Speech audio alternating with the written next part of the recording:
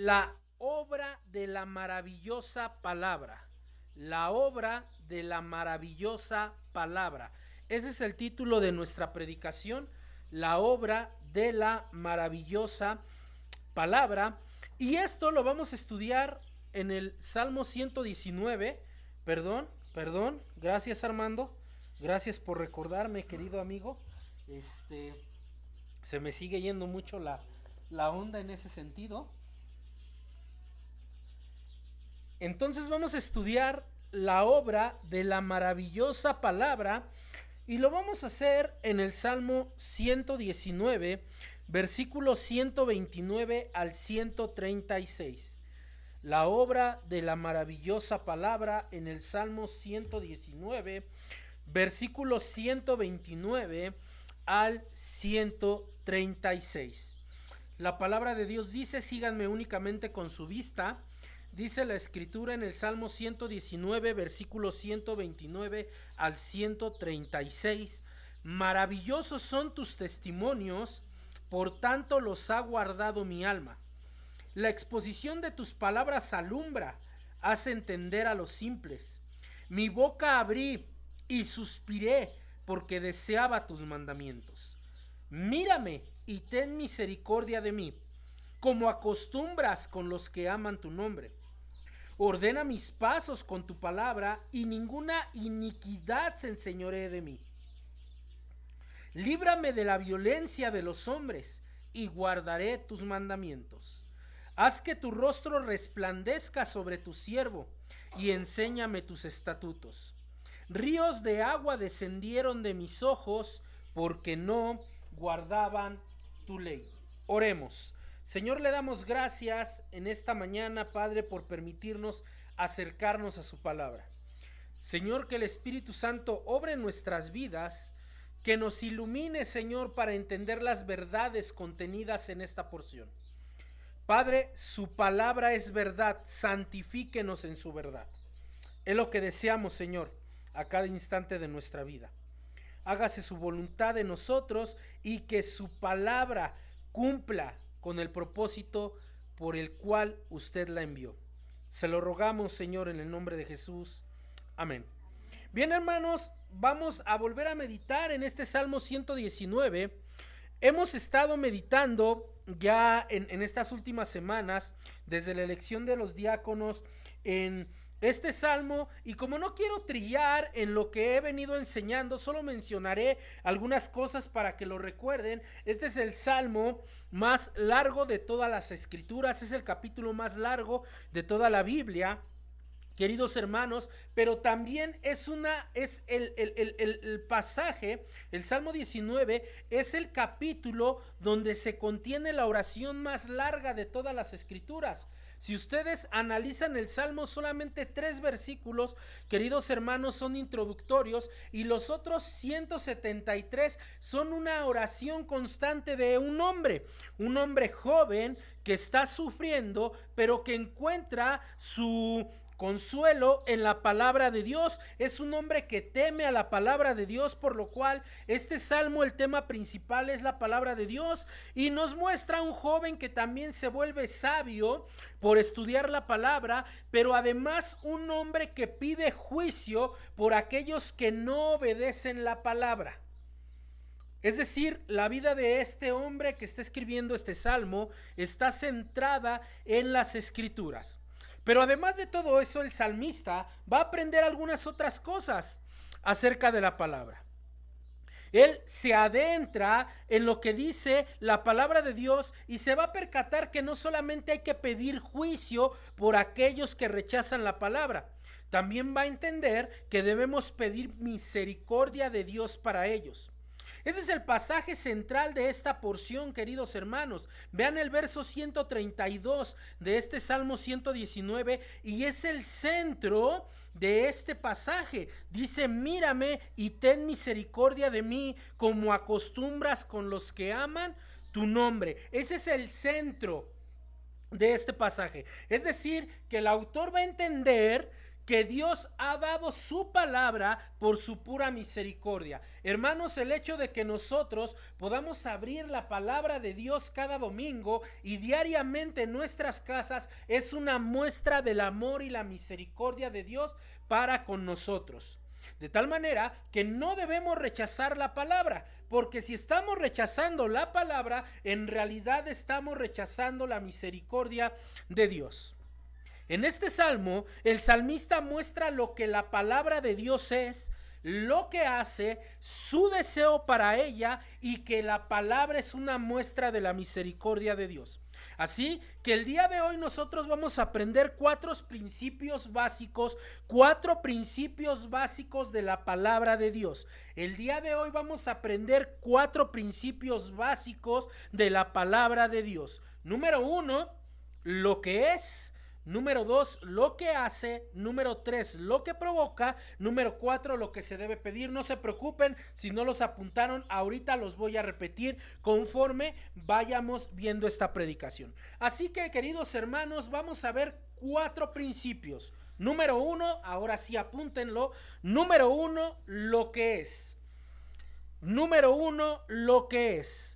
La palabra, lo que es, pónganle ahí 2 puntitos. Número 1, lo que es, 2 puntitos. La maravillosa palabra es para obedecerla. Número 1, lo que es, la maravillosa palabra es para obedecerla. Versículo 129. Lo que es, la maravillosa palabra es para obedecerla. Versículo 129. Número 2, lo que hace. Número 2, lo que hace. Número 2, lo que hace. Número 2, lo que hace. 2 puntos. Número 2, lo que hace, 2 puntos. La exposición de la palabra te da conocimiento. Número 2, lo que hace, la exposición de la palabra te da conocimiento. Versículo 130. Número 2, lo que hace, la exposición de la palabra te da conocimiento. Versículo 130. Número 3, lo que provoca. Número 3, lo que provoca. Número 3, lo que provoca. 2 puntitos, ya saben. Número 3, lo que provoca, 2 puntos. La palabra de Dios debe ser nuestro mayor anhelo. Número 3, lo que provoca, 2 puntos. La palabra de Dios debe ser nuestro mayor anhelo. Versículo 131. Versículo 131. Número 3, lo que provoca, la palabra de Dios debe ser nuestro mayor anhelo. Versículo 131. Y número 4, lo que se debe pedir. Número 4, lo que se debe pedir. Número 4, lo que se debe pedir. Le ponemos 2 puntitos. Número 4, lo que se debe pedir. Ponemos 2 puntitos. Que la palabra muestre la misericordia de Dios. Lo que se debe pedir, 2 puntos. Que la palabra muestre la misericordia de Dios. Versículos 132 al 136. Lo que se debe pedir, que la palabra muestre la misericordia de Dios. Versículos 132 al versículo 136. Pues bien, iniciemos con el primer punto, con el primer principio. Lo que es. La maravillosa palabra es para obedecerla. Versículo 129. Síganme con su vista. Maravillosos son tus testimonios. Por tanto, los ha guardado mi alma. Como hemos venido viendo, queridos hermanos, el autor está elevando una oración en donde cuyo tema central es la palabra de Dios. En pocas palabras, el autor está orando el tema de la palabra de Dios. En la sesión anterior, el salmista pide a Dios que lo libre de los malos y que aplique su juicio a ellos. En la sección que sigue de esta que vamos a estudiar el día de hoy, reconoce a Dios como justo y la justicia que ejecuta su palabra. Sin embargo, en esta sección, el salmista introduce un tema importante que es la misericordia de Dios. Si bien es cierto que la palabra de Dios trae juicio para el pecador, también muestra la misericordia, y eso es lo que va a exponer el salmista.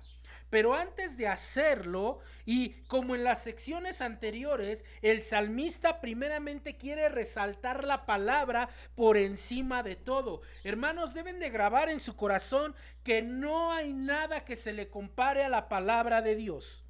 Por eso es que él dice: maravillosos son tus testimonios, por tanto los ha guardado mi alma. Él inicia diciendo lo que la palabra de Dios es. La palabra de Dios es maravillosa. Noten cómo él dice: maravillosos son tus testimonios. Con maravillosos en el hebreo en realidad quiere decir sorprendentes, admirables, que todo lo que se puede observar en la palabra de Dios es extraordinario, de tal manera que el salmista pudiera decir: tus testimonios son extraordinarios.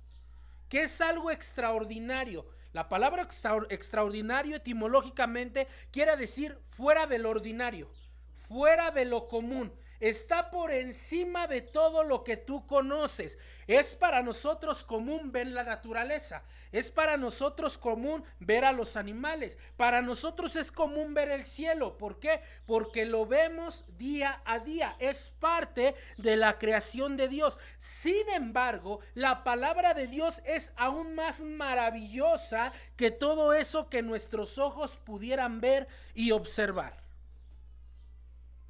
Ahora, quiero que noten que dice el salmista que es extraordinario los testimonios. ¿A qué se refiere con testimonio? A lo que Dios no solamente dice, sino además a lo que hace. Es decir, que la obra de Dios que nosotros podemos ver en su palabra es extraordinaria. Es extraordinaria. Ustedes pueden ver cualquier paisaje y decir: wow, esto es maravilloso, y hasta nos echamos la selfie, ¿verdad? Siempre con boca de pato, ¿verdad? Bueno, la palabra de Dios es más extraordinario que eso. ¿Por qué no nos tomamos una selfie con la Biblia aquí? Es solamente una ilustración. ¿Por qué? Porque la palabra de Dios es aún más maravillosa que todas las cosas que tú puedas ver o tener en esta vida. En pocas palabras, no hay ninguna comparación con la palabra de Dios. De tal manera que una traducción bíblica dice: tus estatutos son maravillosos, por eso los obedezco.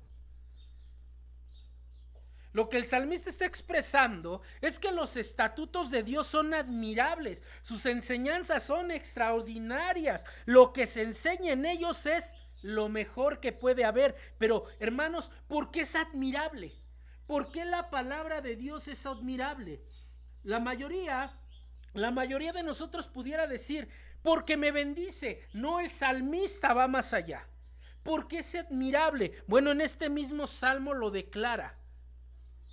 Y muchas veces muchos pastores lo han predicado. ¿Saben por qué la palabra de Dios es maravillosa? Porque confronta, porque conforta, porque guía, porque es justa, porque muestra a Dios, etc. O sea, la palabra de Dios es maravillosa. ¿Por qué? Porque efectúa todo lo que es necesario para la vida, conducta, de norma, de fe de los hombres. Hermano, ¿por qué debería de leer las escrituras? Porque te muestran a Dios. O sea, que la palabra es proporcional al conocimiento de Dios. ¿Quieres conocer a Dios? Tienes que leer la palabra, porque la palabra de Dios, la Biblia, es el único libro que te permite conocer a su autor. Por ejemplo, ¿alguno de ustedes ha leído? Ya le voy a cambiar al Quijote, siempre les pregunto del Quijote. El mundo de Sofía, que es un análisis de la filosofía. ¿Alguien lo ha leído? Es un librote así de gordo. No, ¿por qué dije gordo y todos se me quedaron viendo directamente, hermanos? Ustedes lo leen y dicen, bueno, sí, efectivamente nos habla de la filosofía griega, pero no te permite conocer al autor. Es decir, no sabes cómo es el autor, no sabes cómo actúa el autor, no sabes cómo vive el autor, únicamente conoces la filosofía. Pero cuando tú estudias la palabra, puedes aprender quién es Dios, cómo es Dios y qué hace Dios. O sea, la palabra te permite conocer de manera o de primera mano, perdón, a su autor. ¿Quién es Dios? Pero el salmista no se queda en la contemplación. El hecho de saber que la palabra es maravillosa crea una reacción en él. Por eso dice, por tanto los ha guardado mi alma. Esta palabra, por tanto, marca una consecuencia de lo dicho anteriormente. Miren el énfasis. El énfasis es, la enseñanza de tu palabra es tan sorprendente que en consecuencia los ha guardado mi alma. ¿Pueden notarlo? Por ejemplo, tú vas caminando por un supermercado, ves una tienda y ves un pantalón o un vestido hermoso, en el caso de las mujeres. ¿Qué hacen? Si tienen los medios dicen, me lo compro, porque es maravilloso, porque está muy lindo. Ahora, este ejemplo burdo, trasládenlo a la palabra de Dios. Si tú abres la palabra de Dios, lo primero que te dice es, en el principio creó Dios los cielos y la tierra. Eso es maravilloso. ¿Qué consecuencia debe de crear en ti? Seguir leyendo. El problema, hermanos, es que no vemos la palabra de Dios maravillosa. Por eso abrimos una de sus páginas y díganme si estoy mintiendo. Estamos leyendo y estamos. Porque no vemos la palabra de Dios como maravillosa. De tal manera que en los cultos se está exponiendo la palabra de Dios y muchos estamos con actitud soberbia. Yo ya lo sé todo. Ya no necesito tomar notas. Ya no necesito aprender. Otros de plano ya estamos, porque no vemos lo maravilloso que es la palabra de Dios. Si viéramos lo maravilloso que es la palabra de Dios, muchos aquí en este momento diríamos que la predicación no dure 45 minutos o una hora, sino extiéndase a todo el día. Porque la palabra es maravillosa. Cada que escucho la palabra no puedo dejar de admirarme. Nótenlo, queridos hermanos. La palabra de Dios me enseña que Dios es el origen de todo. Y luego de la creación, ¿qué vemos? Vamos a hablar de los hechos maravillosos de Dios. ¿Qué vemos? El diluvio. Y luego ¿qué vemos? La torre de Babel. Y luego ¿qué vemos? El llamamiento de Abraham. Luego vemos a Isaac, a Jacob y a José. Después vemos a Moisés, cómo Dios lo saca con maravillas y prodigios de Egipto. Vemos al abrirse el mar en dos. De ahí vemos el periodo de los jueces. De ahí vemos a los reyes. Vemos a los profetas. Vemos el exilio del reino del norte. Vemos el exilio del reino del sur. El regreso del reino del sur con mano poderosa de Dios, las revelaciones que Dios le dio a Daniel, las revelaciones que les dio a Isaías, que le dio a Jeremías, que le dio a Ezequiel. Vemos la historia del profeta Jonás, vemos la historia de Elías cuando hace descender fuego del cielo, de tal manera que vemos el Antiguo Testamento y decimos, ¡qué maravilloso! ¡Qué maravilloso! Y luego vemos Malaquías y Dios dice, enviaré al profeta Elías nuevamente. ¿Por qué? Porque en la historia de Elías vemos que Dios lo hace ascender a los cielos sin ver la muerte. Y Dios dice, yo les voy a mandar al profeta Elías como una preparación de la venida del Mesías. Y 400 años después vemos que aparece a un hombre vestido con pieles de camello que vivía en el desierto, que comía langosta y miel silvestre, diciendo, arrepiéntanse porque el reino de los cielos ha llegado. Y vemos que dice, yo no soy el Mesías, detrás de mí viene uno al cual ni siquiera yo soy digno de desatarle el calzado. Y de repente aparece alguien en el Jordán y le dice, tú vienes a mí cuando yo debería de ir a ti. Y este que viene al Jordán le dice, permite que sea así porque es necesario cumplir con toda buena obra.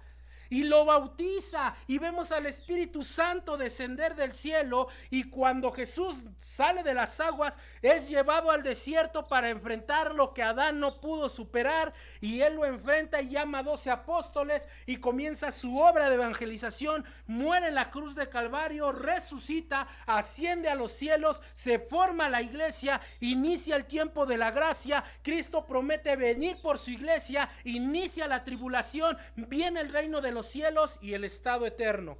Eso es maravilloso. Es maravilloso, queridos hermanos. Yo no entiendo cómo una historia tan impactante, cómo una verdad tan asombrosa puede aburrirnos. No lo entiendo. Algunos de nosotros nos encanta El Señor de los Anillos, ¿verdad? Algunos de nosotros nos encanta Narnia. Otros más espirituales les gusta Harry Potter. Digo más espirituales en el sentido sarcástico. ¿Sí? Gracias, espiritistas en realidad. A otros nos encanta otra película de coches, de acción. Y vemos esa película y decimos, es asombrosa y no me canso de verla. No puedo dejar de verla. Eso debería de ser para la palabra. Es tan asombrosa que no puedo dejar de verla. No puedo dejar de leerla. ¿Qué pasa con una película? Nótenlo, hermanos, piénsenlo. Una película la pones, no la entiendes y tú dices, está tan buena, pero no la estoy entendiendo. Entonces, ¿qué tengo que hacer? La regreso desde el principio. Eso tenemos que hacer con la palabra. ¿Sí me explico? Pero eso sucede cuando nosotros vemos que la palabra de Dios es interesante, es maravillosa, es admirable, no tiene comparación. Y el salmista dice, la ha guardado mi alma.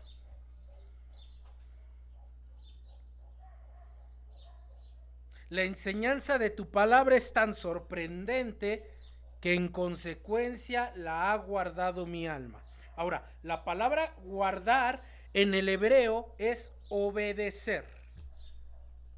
Cuando ustedes lean guardar en la Biblia es obedecer. Ahora dice, lo ha obedecido mi alma. Y con esta palabra alma se refiere a todo el ser del hombre. Todo el ser del hombre.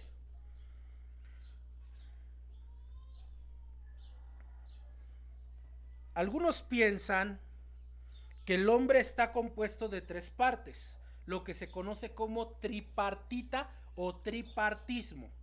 El hombre se compone, dicen, de cuerpo, de espíritu y alma. Eso es el tripartismo.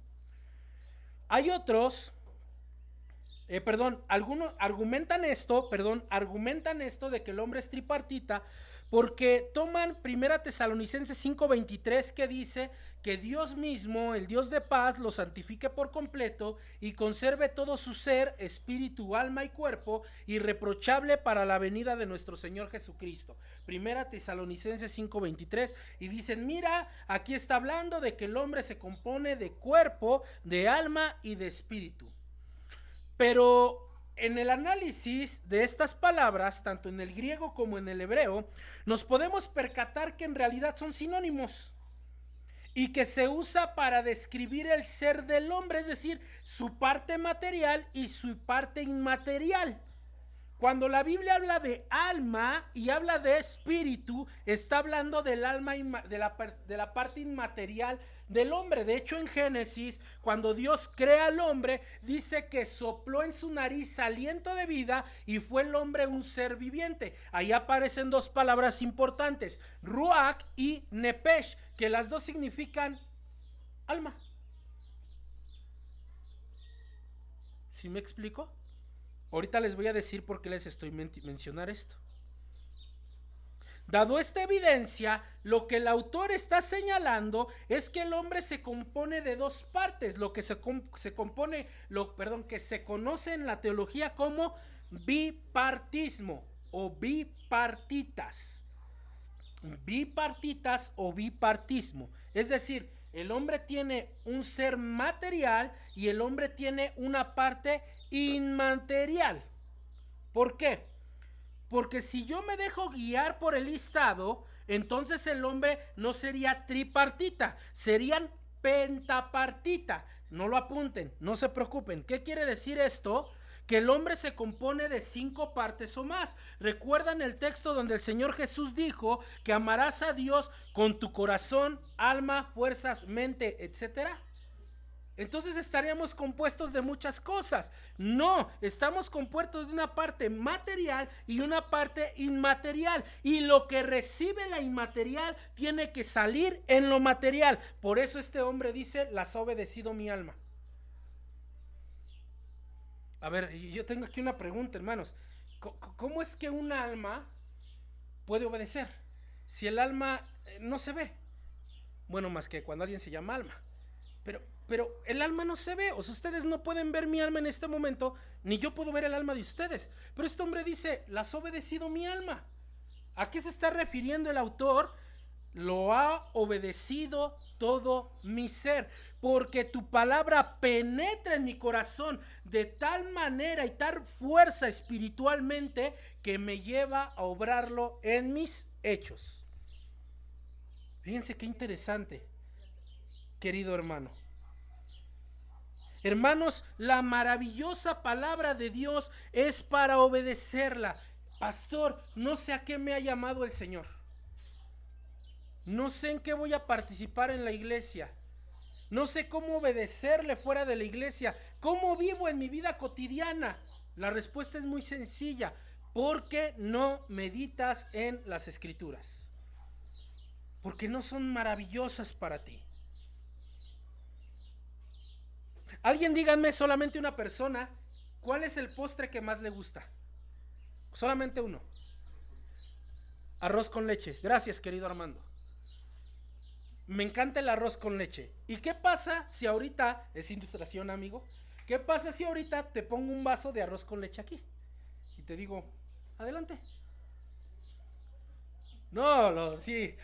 Hasta a veces le hacemos así de... ¿Me explico?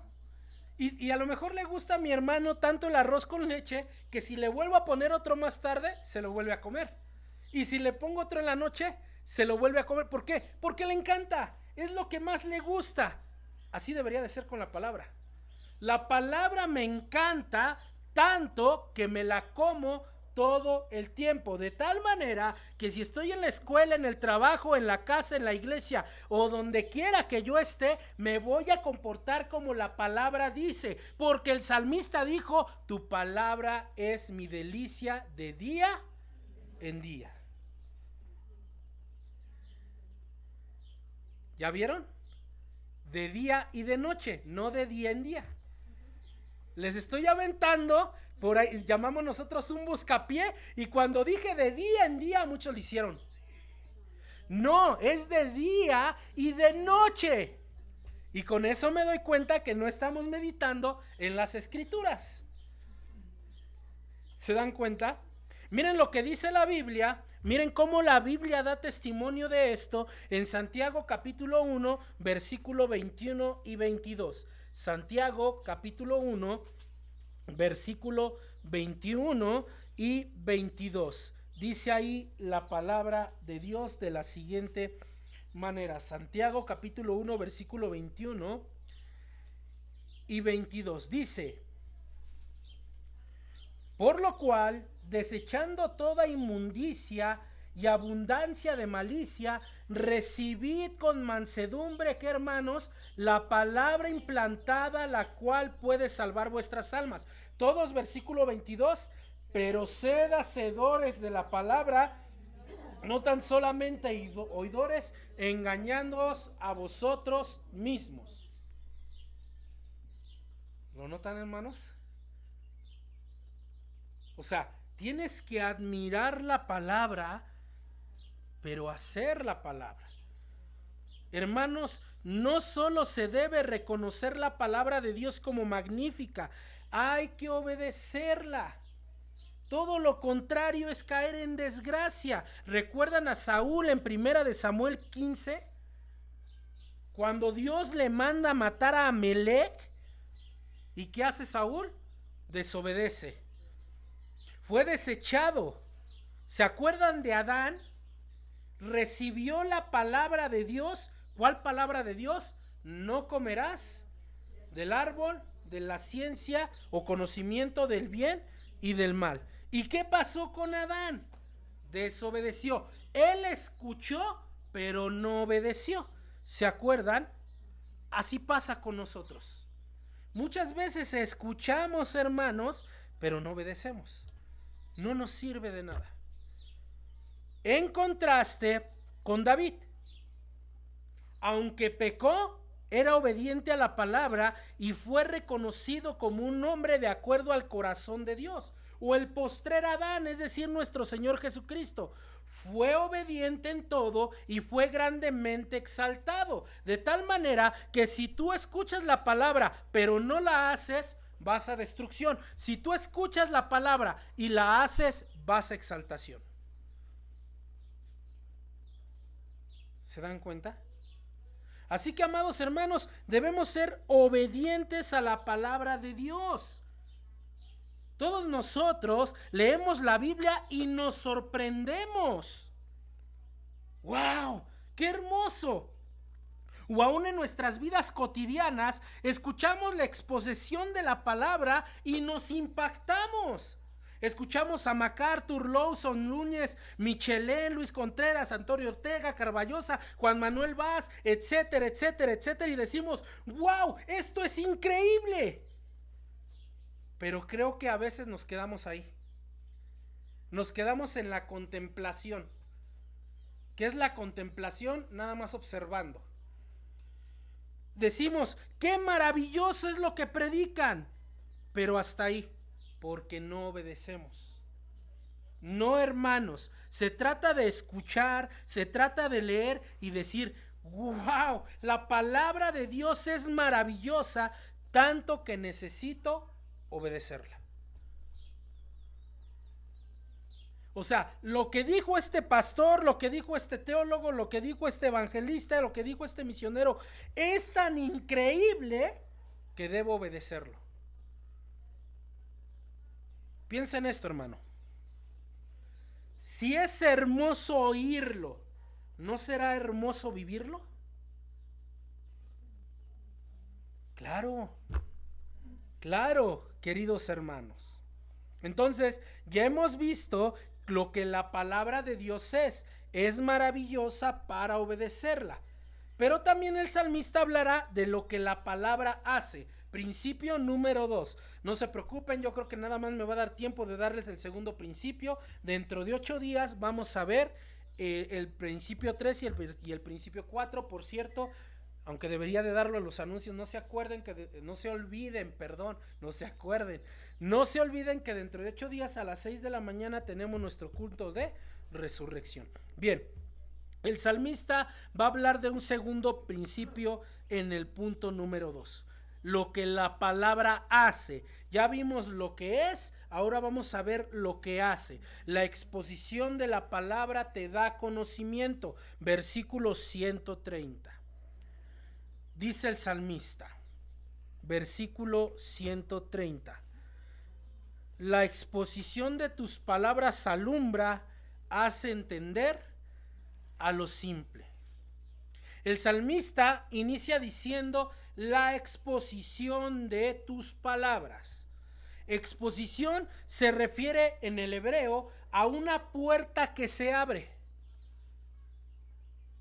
Grábense esto, si quieren apúntenlo. Cuando hablamos de exposición, se refiere en el hebreo a una puerta que se abre, a la apertura de algo, a una revelación manifestada.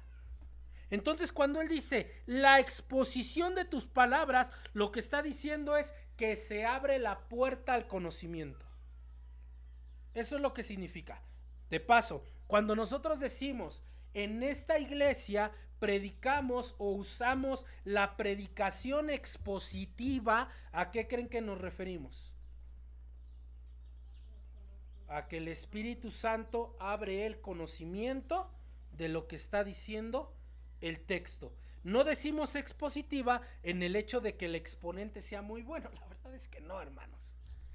Es expositiva porque Dios abre su conocimiento a todos, lo que se conoce en teología como doctrina de la iluminación. Dios nos ilumina a través de su palabra.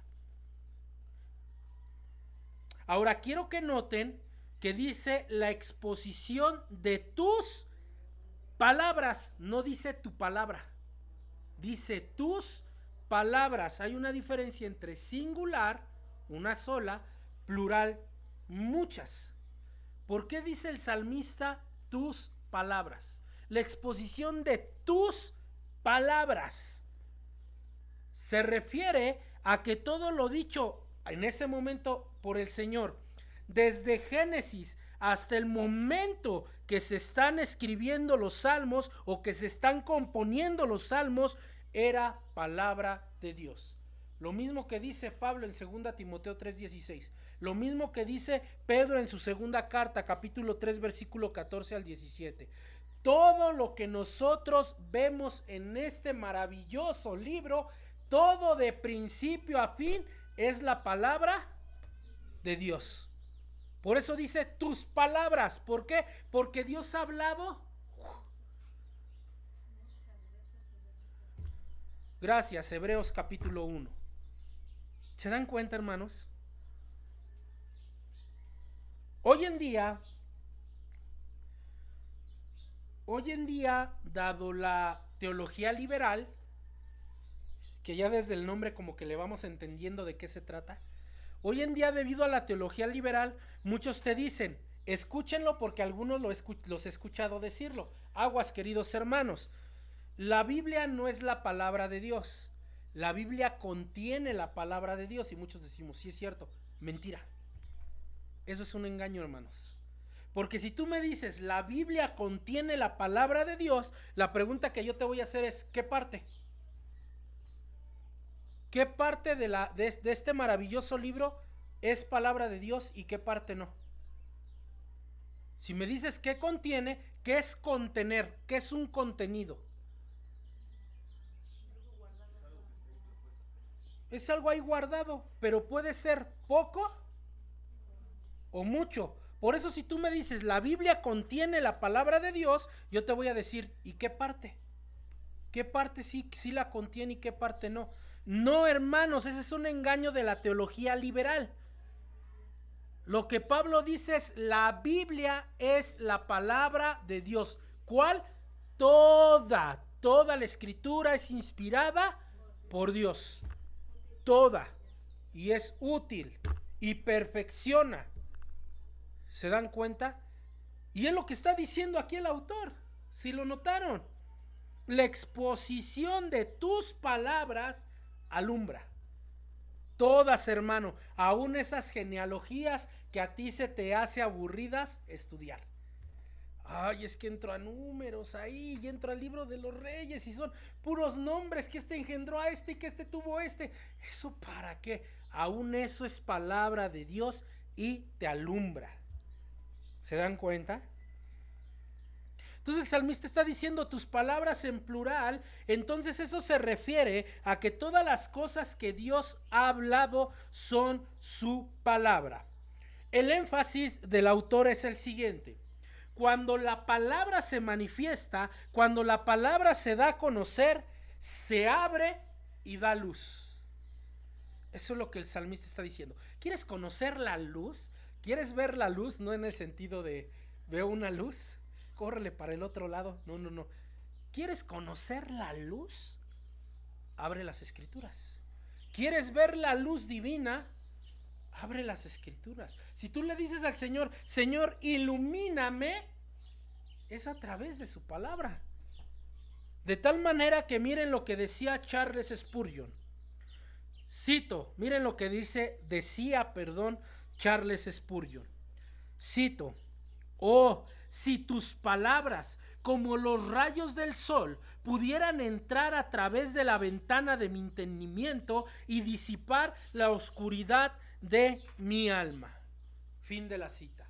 ¿Qué está diciendo Spurgeon? que todas las tinieblas internas que pudieran haber en él, solamente algo las podría manifestar y las podría erradicar. ¿Qué era eso? La palabra de Dios. Cuando la luz de la palabra se manifiesta, la oscuridad de la ignorancia huye.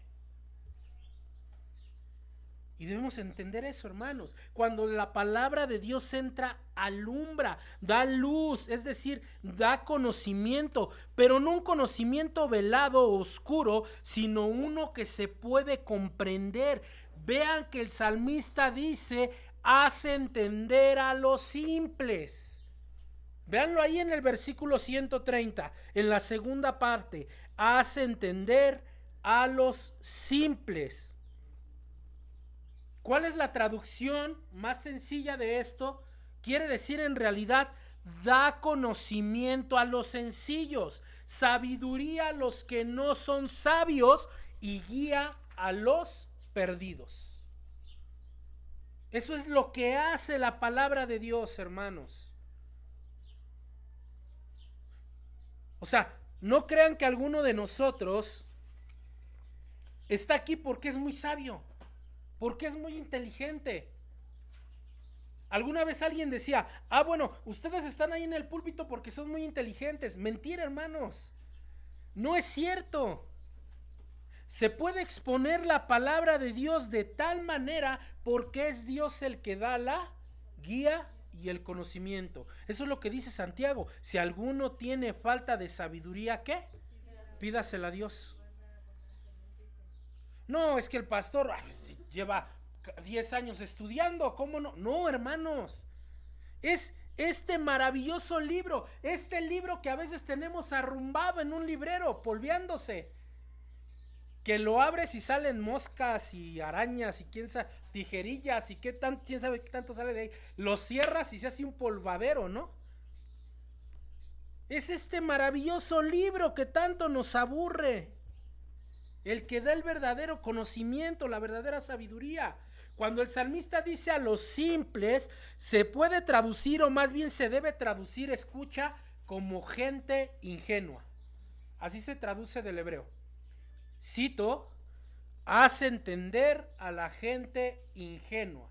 ¿Qué es alguien? ¿Quién es alguien ingenuo, hermanos? Decimos: este es bien ingenuo.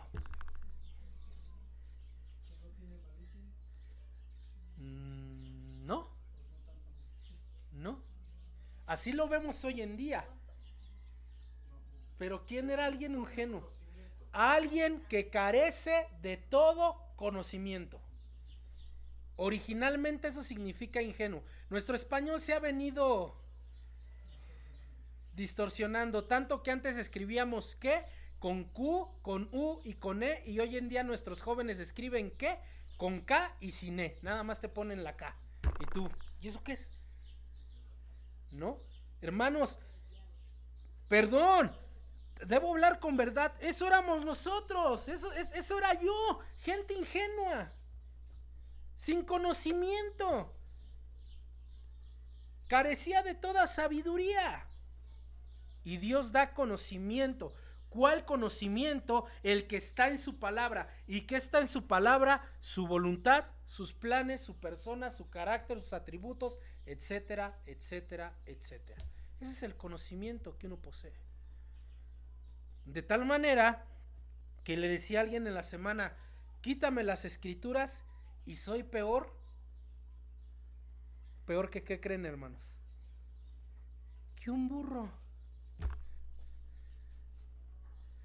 Dice por ahí una ilustración: quítale a los predicadores las escrituras y lo único que saldrá de su boca es un rebuzno. Fin de la cita.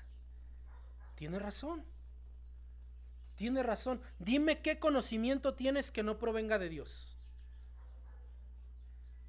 Mi carrera. A ver, espérate. Esa carrera no la inventaste tú.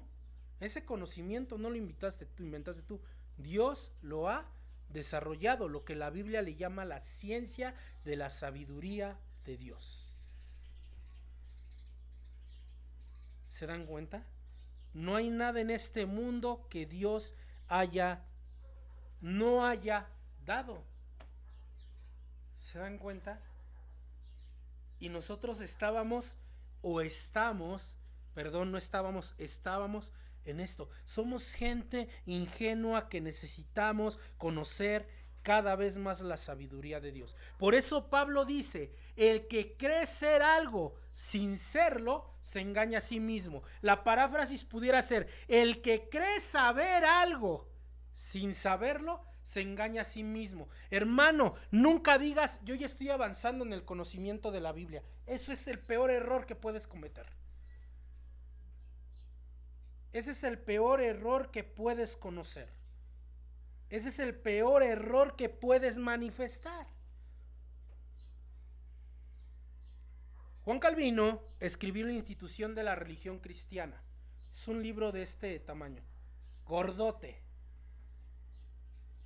Pero él dijo lo siguiente, que el pastor Paul Washer ha dicho, cito, me parece que en este mundo y aún después de la eternidad, cuando se me revelen todos los secretos que Dios tiene guardados del universo, aún en ese momento ni siquiera habré subido el primer escalón del conocimiento. Fin de la cita.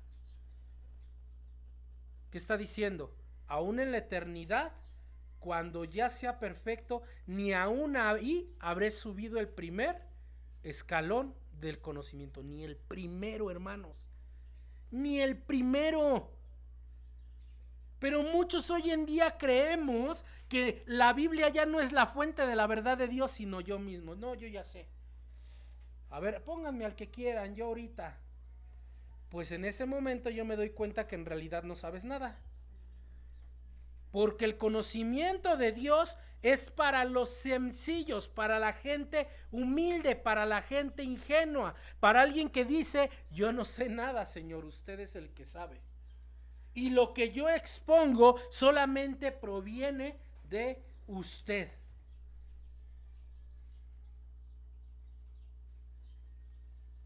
De tal manera que si ustedes escuchan a alguien decir, no, yo ya sé, yo ya estoy en la categoría de sátrapa de teólogos de los últimos tiempos, díganle, híjole, creo que te hace falta conocer a Cristo.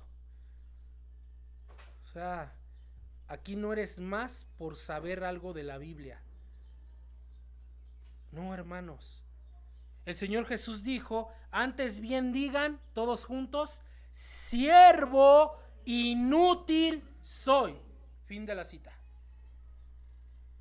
Pero no, yo ya, mírenme, y sobre todo los seminaristas, vas a entrar al seminario, estás en el seminario o sales del seminario, no, ya casi ponemos en el púlpito y miren, hermanos, estoy flotando. No, hermanos. De hecho, esto es lo que el Señor Jesús declara. Vayan a Mateo 11, versículo 25 al 27. Mateo 11, versículo 25 al 27. Mateo 11, versículos 25 al 27. Versículos 25 al 27.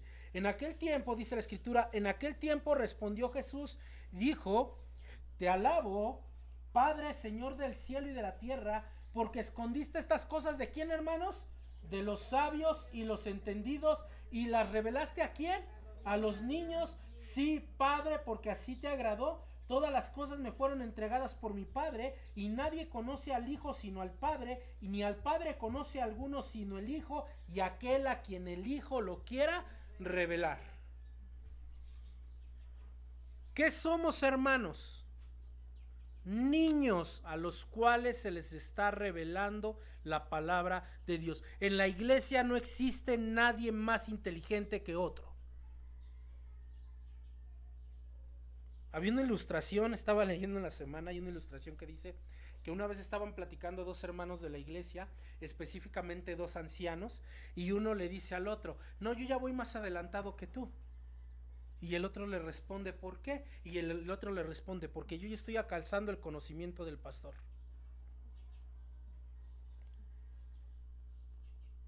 Pues qué poco buscas, qué poco persigues. Tú no tienes que tener el conocimiento del pastor, tú tienes que tener el conocimiento de Cristo. Y el conocimiento de Cristo es: humíllate, sirve, entrega tu vida por los demás. El Hijo del Hombre no vino a ser servido. ¿A qué vino? A servir. Pero nosotros creemos que sí tenemos esa gran capacidad de que, como ya sé un poquito más que los demás, me tienen que servir. No, hermano, si tú sabes más, humíllate delante de los demás. Ese es el conocimiento de la palabra de Dios. Ustedes no tienen que competir contra mí. Ya viste que ya voy alcanzando al pastor. No, hermanos, ustedes persigan a Cristo. Él es la fuente de toda sabiduría y conocimiento. Dios revela sus hechos y sus palabras a los ingenuos, a los simples, a los sencillos. ¿Te acuerdas de Hechos 4? El concilio o Sanedrín, que se maravillaban de cómo Pedro y Juan podrían expresarse de tal manera si ellos eran del vulgo. ¿Qué es el vulgo, hermanos? Vulgares, sin estudios, sin preparación. Los grandes rabinos habían pasado por muchas escuelas de conocimiento y preparación. Desde los 4 años los metían y se graduaban hasta los 30, 40 años. Y de repente llegan Pedro y Juan, 2 pescadores de Galilea. Pedro, un mal hablado. Acuérdense que Pedro, cuando le preguntaron: tú eres discípulo de Jesús, soltó maldiciones de su boca. Ahora un mal hablado les estaba dando clases de doctrina a ellos. Y decían: ¿cómo pueden estos hablar así si son sin letras? ¿De dónde provenía la sabiduría de Pedro y Juan? De Dios. De Dios, hermanos. Lógico, tienes que prepararte. Eso sí, no debe negarse. Pero a lo que nos estamos refiriendo es que el conocimiento de la palabra nunca haga que te envanezcas. Nótenlo.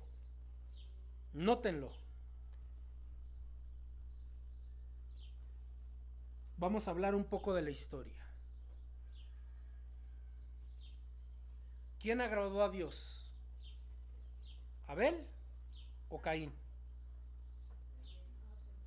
Abel tenía fe, era sencillo. Caín era un orgulloso de primera. ¿A quién usó Dios? ¿Al faraón de Egipto o a Moisés? ¿A quién le reveló Dios su palabra? ¿A Daniel o a Nabucodonosor? Pero Nabucodonosor era el importante. Él era el que mandaba y Dios se la revela a Daniel. Vamos a seguir hablando un poco rápidamente de la historia. ¿A quién usó Jesús como sus apóstoles? ¿A 12 rabinos o a 12 personas comunes y corrientes? ¿Se dan cuenta? Muchos van a decir: bueno, Pablo, pero para que Pablo pudiera servir a Jesús, el Señor primero lo humilló, derribó toda su arrogancia, toda su altivez. Filipenses, él dice: yo era fariseo de fariseos. En cuanto a la ley, adelantaba a todos, es decir, nadie podía ganarme en conocimiento. Y se topa con Jesús en el camino a Damasco. ¿Y qué terminó diciendo Saulo de Tarso? ¿Qué quieres que haga, Señor? Y se tuvo que ir 3 años a Arabia a que Cristo lo preparara realmente. Libro de Gálatas. Porque dice, son cosas que no conocía y eran profundas para él. Nicodemo, el maestro de Israel, que Jesús le habla de lo más simple del evangelio, la transformación espiritual del corazón del hombre. Y Nicodemo dice: no lo entiendo. ¿Y qué le dice Jesús? ¿Y tú eres el maestro de Israel? O sea, es como si Jesús le hubiera dicho a Nicodemo: pues si así está el maestro, ¿cómo estará el pueblo? ¿Por qué, hermanos? Porque el verdadero conocimiento, ¿de dónde viene? De aquí. De aquí. De tal manera, hermanos, que la revelación de la palabra quita nuestras tinieblas, nos dé el verdadero conocimiento. No hay que despegarnos de ella, hay que exponerlas a otro para su iluminación. No te preocupes, hermano, si estás en una iglesia de 15 miembros. No te preocupes si nunca tu nombre va a ser famoso alrededor del mundo. No te preocupes si no te invitan a las mejores conferencias que hay en el mundo. Preocúpate por predicar la palabra de Dios, porque es maravillosa y debes obedecerla. Y número 2, ¿por qué, hermanos? ¿Cuál es el segundo punto? Porque alumbra a los sencillos. Gracias. Da sabiduría a los simples. Por eso, hermanos, atesórenla. No hay mayor tesoro que la palabra de Dios. Termino con esto. ¿Por qué creen que la han pintado algunas con canto dorado? ¿Para que se vea bonita? Para que reconozcamos que esto es nuestro mayor tesoro. Vamos a orar. Señor, gracias. Gracias, Padre, por su palabra. Gracias, Señor, por lo que el Espíritu Santo nos acaba de mostrar, nos acaba de iluminar a través de este Salmo 119. Señor, que esto sea una realidad en nuestras vidas. Que veamos la palabra como lo mejor, Señor, como lo más preciado que tenemos. Que lo defendamos, la defendamos, Señor. Como dice Judas 3, más que cualquier otra cosa material, Señor. Que la obedezcamos, Padre. Que andemos en luz, en la luz que nos da el conocimiento de Jesucristo a través de ella. Gracias por estos hermanos, Señor. Les pido que la guarden, la atesoren y sobre todo que la vivamos. En el nombre de Jesús. Amén.